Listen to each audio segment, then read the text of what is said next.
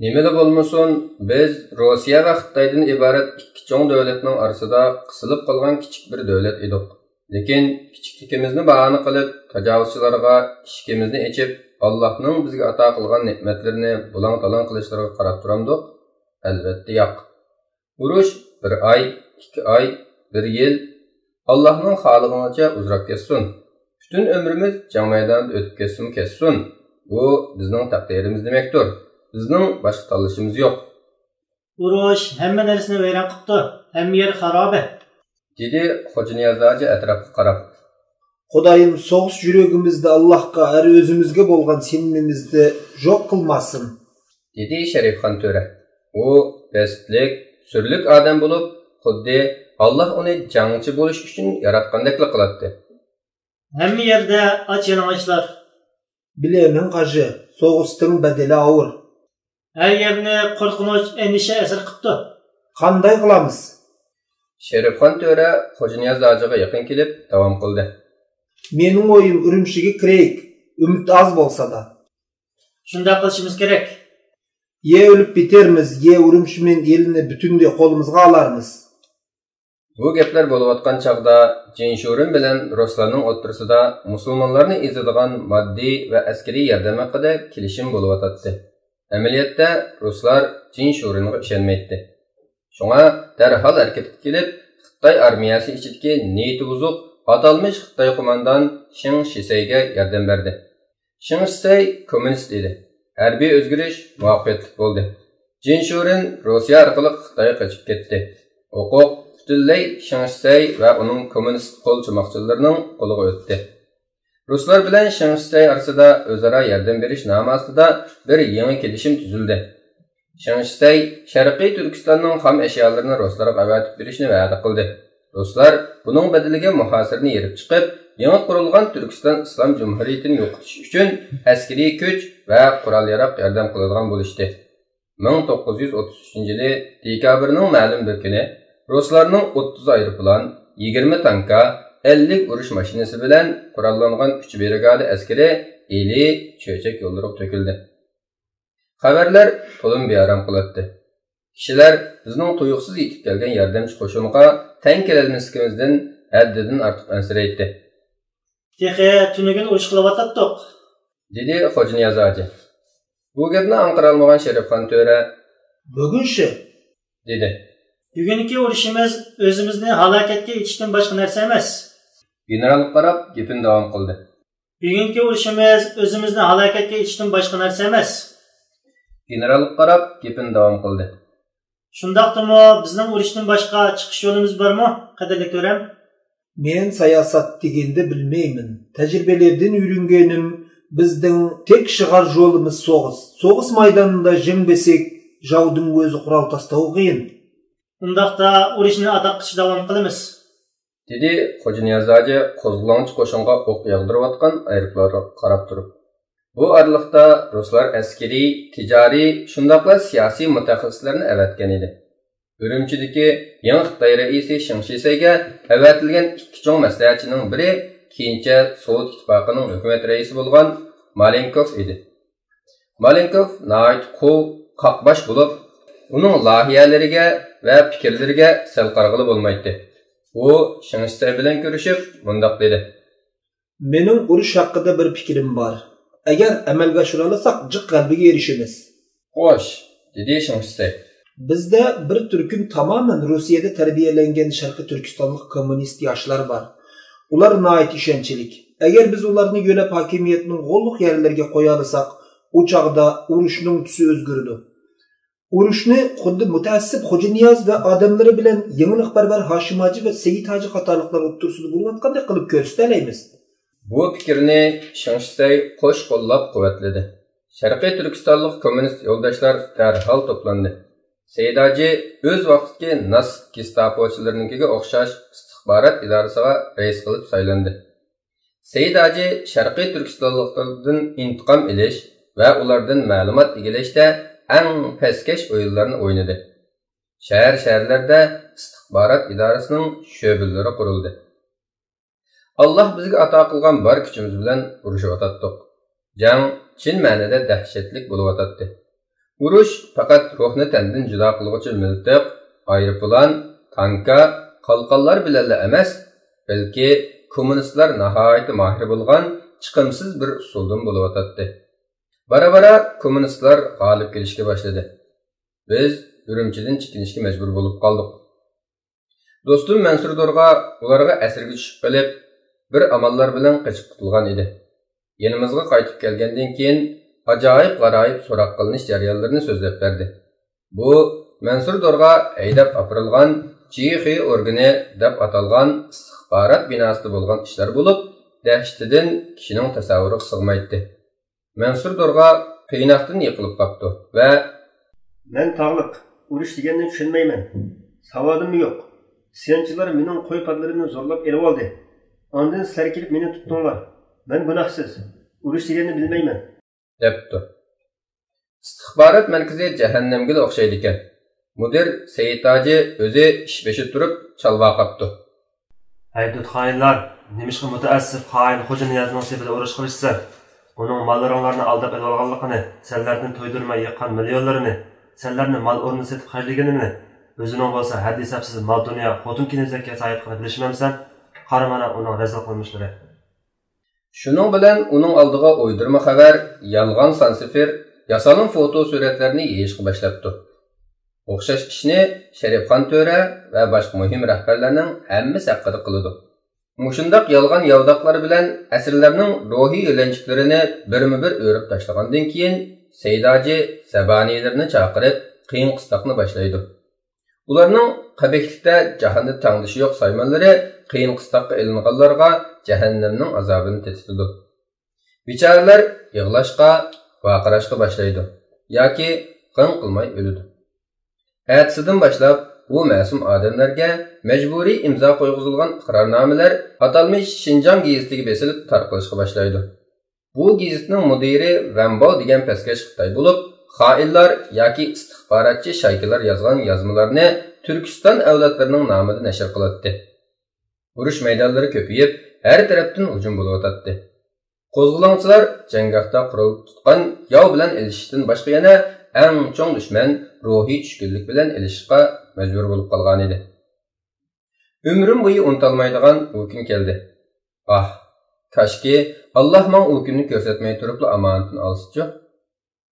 1934-yili iyul oyida jang nihoyat qizib ketdi. Her tarafdan Xitoy va Rus kommunistlar ularning gumashlari bo'lgan yerli xoinlar mig'ildab boradi. Qarindoshlarim, oldimizda shehidlikdan boshqa yo'l yo'q, dedi Xo'ja Niyozdaji atrofga qarab. Sharifxon To'ra ilishdan yerib hali qolmagan, usti-beshini to'pchang besib ketgan edi. Aeroplan va tanklar to'xtamay o't chachirtib turibdi. Yo'llar jasadlar bilan to'lgan. Havoni qon ila qaplab ketgan edi. Bu yol biz jengildik sekildi, dedi Sharifxon To'ra. Xo'ja Niyozdaji boshqa bir o'ringa yo'tkalmasak bo'lmadi, dedi. Düşmanlar ko'payib ketdi. Biz tartibsizlar chekinishga majbur bo'ldik va kuch selishtirmasda biz nihoyat ojiz taraf bo'lgan bu jangda tartibsiz chekinishning dardini obdalli tortdik. Qo'l-qutlarimga sanjilayotgan tikanlarga pisandma qilmay bir qiyoga yamishga boshladim. Egiz bir cho'qqa ulashgandan keyin hasirab, o'milib turib yiroqlarga qaradim. Voy Alloh! Xo'ja Niyozdaji, Sharifxon To'ra va bir turkum boshqa qarindoshlarimiz dushmanning qo'liga tushib qolgan edi. Ularni cho'qim Chixi organi deb atalgan istixborot markaziga qarashliq bir yerlarga aylab minishgan edi. Umidlar quridi. Qon sungan qushga o'xshab qoldim. Qalbimdagi hamma narsa, muhabbat, umid, g'alaba hammasi o'ldi. Xuddi tunugun cho'lpon yurkim o'lgandek. Kurashgan kunlar g'oyib bo'lgan, faqat aslimalar qolgan edi. Xuddi ko'zdan g'oyib bo'lib, o'z vaqtida hech qanday xabarini ololmagan Mansur Dorg'aning aslimalariga o'xshash. Bolaliqdan boshlab kommunizm safsatisida tarbiyalangan bu Turkiston avlodlarining enatga rahimsizlik, qulchilik va inqilobga bo'lgan o'chmanliklarni ko'rish meni bek bearam qilibdi. Menga eng or kelgani tug'uloqqina, poltay ko'z, ovoz bom bir yurtdishimning o'z qarindoshlarini qo'y haydagandek haydab minishi va ularga hayvondek muomala qilishini ko'rish bo'ldi. Xo'ja Niyozdaji va Sharifxon To'raga nima bo'lganligi hali uzungacha sir tutildi. Chunki ular va boshqa asirlarni tog' jilg'inlarining orasidagi noma'lum bir yerga ilib ketishgan edi. İstihbarat merkezida Xo'janiyaz hoji yirtiq kiyimlar bilan badallari titma-titma bo'lib ketgan holda o'tiribdi. So'roq mislsiz dahshatli bo'layotgan bo'lib, nurg'un muhim shaxslar qatnashgan edi. Ularning ichida ruslardan Malenkov Fedin, Zakharov, Ivanov va doktor Joravilyov, Xitoylardan Jallod Shang Shisay, Zhang Minfang, atalmış Şinjan geziti bosh muharriri Wang Baoxin, keyincha Xotanga vali bo'lib tayinlangan Fang Beyfeller bor edi. Xo'janiyaz hoji ko'zlari qizarib ketgan, mag'dursiz holda o'tiribdi. İstihbarat mudiri Said hoji uning qarab vaqirdi. Jinoyatdan e'tirof qilamsan yo'q? Xo'janiyaz hoji kulib ketdi. Hozirlik qancha chirtib chiqib ketadigandek bo'lib ketgan ko'zlari bilan uning tikilib turib, "Senchu?" dedi. Men? "Ey Said, xoin menmi yo senmi?" Xoin Said Xo'janiyaz hojining yuziga bir shapaloq soldi. Cumhur raisimiz bog'langan qo'llarini silkib, masxara aralash pichirladi. "Ko'kuyindek nimandaq odamning ichini suqdimi u?" Rostini ayt. "Hammasi ro'shan turmamdi?" dedi Xo'janiyaz hoji kulib. "Erkinligi va shon sharafini qo'g'diganlarning qo'llarida kishan, nejiz xoinlarning qo'lida bo'lsa, ishlarning tizgini, qamchi va zulmatli zindonlarning ochquchi. Yana bir haqiqat shuki, men hamini o'laman. Shunga men sening yuzingga tükira olmayman. Tufi!" Buningdan cho'chib ketgan sotqin istihbarat mudiri Xo'janiyaz hojiga nafrat bilan qarab, To'g'ri dedim. O'lasan, it o'lmadi o'lasan. Jasadingni hech kim topolmaydi, dedi. "Jasadimning nima qiymati bo'lsin? Ruhim tog'lardan eshib, yuksaklarga ko'tariladigan, o'lmaydigan tursin." Qo'lida qalam, qog'oz tutib olgan bosh muharrir gapga aralashdi. "Ruh degan nima?"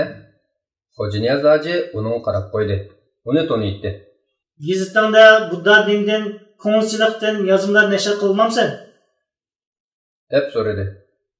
Savolni men so'radim. "Ma'qula. Ruhning mohiyatini Parvardigorim biladi." Parvardigor degan nimaga? "Yaratquchi. Qaysi yaratquchi? Seni Malinkovni, Shaxsayni yaratganida shak bo'lmagan yaratquchi, yagona yaratquchi." Malenkov sog'liq qilganda qilib, Tabiat, "Amisa men so'rab boqay. Tabiat degan nima?" dedi Xo'janiyaz hoji masxaralik kulib. ko'ringan hamma narsa. Bu tabiatni kim boshqardi? Kim yaratgan?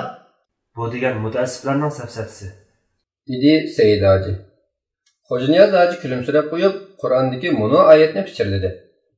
Ular, ya'ni qiyomatni inkor qiluvchilar, oyat degan faqat dunyodagi hayotimizdir. O'limiz va terilimiz, ya'ni tug'ilimiz faqat zamonning o'tishi bilan yo'q bo'lamiz, deydi. Ular bu xususda hech qanday ma'lumotga ega emas. Ular faqat gumon bilan so'zlaydi. butun xalqni aldaganligini e'tirof qilishing kerak, dedi Said hoji yaqin kelib, past ovozda. "Senmi o'z erkinligi uchun jang qilgan bu xalqning ko'zini bo'yganligini e'tirof qilishing kerak. qanchalik boyliqni yoshirin yavalganingni e'tirof qilishing kerak. Mening shaxsiy milim yo'q. Jasur mujohidlar bilan borni tang yeb, birga yetib, birga qopdim. Mana hozir urush jinoyatchisi sifatida sudga tortilyapti. Ishg'olchilarni qo'g'lab chiqarish uchun o'sh qilaligim mening sharafim. Men jinoyatchi emas, balki Alloh yo'lidagi mujohid." İslamni yo'q qilishimiz kerak. Shunda bütün qarshiliklar yo'qaydi. dedi Malenkov Shimsayning qo'lqa pichirlab. Albatta. Said hoji materiallarni yig'ishtirgach, Sening e'tirof qilishing behojat. Urush maydonida jinoyat ustida qo'lga olingansan, dedi. "Nejiz xotirangga yozib qo'y. Pushaymonim yo'q. Shahidlikni orzu qilatdim." Qo'l ostımdagılarning birovi bo'lgan bo'lsang, qurt qo'ng'izni mijg'andek ezib jibergan bo'lar edim. dedi Sharifxon to'ra Said hojiga burilib. Sana o'lim jazosi yetmagidek. Seni parcha-parcha qilib go'shingni itga tashlab berish kerak. Mansur Dorg'imi shu turma qamalgan ekan. Bu ishlarni o'z ko'zi bilan ko'ribdi. O'zimi qiyin qistoq va xo'rlanishlardan nesiyasini olibdi. O'limdan mo'jizda qutulib qolibdi. Avgust oyining bir kechasi istihbarat markazining atrofida qattiq bir portlash yuz beribdi. Paydo bo'lgan qalayimqonchilik va tomdan echilib qolgan yo'chiqdan fursat tepib, Mansur Dorg'i bilan yana 3 kishi u turmadan qochibdi. Lekin qolgan 3 o'q tegib shahid bo'libdi. Men Mansur Dorg'ini toki 1 yildan keyin tog'da eski-tuski padichi kiyimlari bilan oqsoq holda uchratdim. Boshqalar uni sarang deb olgan edi. Bu müşkül kunlarda düşman kishilarning ideyasini, yurtlardagi xotirjamlikni buzib bo'lgan edi. Nima qimmatli bo'lsa, shuning ko'yiga tushgan edi. Mansur Durg'a mundaq dedi. O'ylab baqa. Ruslar vatanimizga hayvonlarning naslini quritish uchun hayvonlarni Sovetga elib ketib o'tibdi. Xuddi tunugun Xitoylar bizning ayollarimizni qilganni, bugun bular o'tib teshib hayvonlarga qilg'il turibdi-da, dedim perişan holda. Töhmetler, uydurma jinoyatlar, begunoh insondan biriga töhmet chapib oldimi, bo'ldi. Uning butun jaddiy jamoat o'roq tuqqanlarini tutib, solashga bahona topilgan bo'ladi. Yomon xabarlarning sirtqa tarilib ketmasligi uchun har bir yurtning atrofida mustahkam qo'rg'onlar barpo qilindi. Andish avj oldi. Her tarafni qo'rqinch, vahima qoplab ketdi. Kishilar o'z bolalari bilanmi erkin-ozoda so'zlasholmas bo'lib ketdi. Ruslar bir uydik odamning yarmini jasus qilib bo'lishgan edi. Qo'shinlarmi bir-biriga ishonmaydigan holga kelishdi. Davlat o'rinlarida ishlaydiganlarningmi ko'pinchisi jasus. Askar, o'quvchi, ishchilarning yarmi degidek istixborot markazidan maosh olgan bo'lib ketgan edi. Ba'zilar tahdidga uchraganlikdan, ba'zilar turmaga tashlanmaslik uchun kimdir o'g'lining g'oyib bo'lib ketmasligi, yana kimdir qizining tutib ketmasligi uchun qiladi bu jasuslikni. Kishilarga ortilgan tuhmat, uydurma jinoyatlarmi xilma-xil ajoyib g'aroyib edi. O'quvchidan birini tutadi. Ataqda qo'zg'olon qatnashishni niyat qilganmish. Ishchidan xolgan birini savol so'roqqa tortib, qiyin qistab oladi. Va joyiki ko'z qarashlari davlat bexatarligiga ziyon yetkazamish. Bir o'qimishlikni tutadi. Atalmish chet elga xizmat qilganmish. Ya Allah, bu ko'rganlarim ba'ayni qabohatli tushdik, bo'lib o'tganlarga ishongim kelmaydi. 100 mingdek odamning vahshiy usullar bilan o'ldirilganligiga, 1,5 millionga yaqin kishining tutqun qilinganligiga, diniy ulamolarning avval xo'rlanib, ondan vahshiylarcha o'ldirilganligiga, tarixiy va diniy kitoblarning ko'ydirilganligiga, masjid madrasalarning ig'il ambar yoki teatrxonlarga aylantirilganligidek haqiqatga qandoqmi ishongim kelsin? Yangi avlodlarni bo'lsa, tarixni burmilab, kishilikni buzib, yangi taraqqiyot to'ni o'rnagan qizil istilo to'fonida tunjuqtirib yo'q qilib boradi.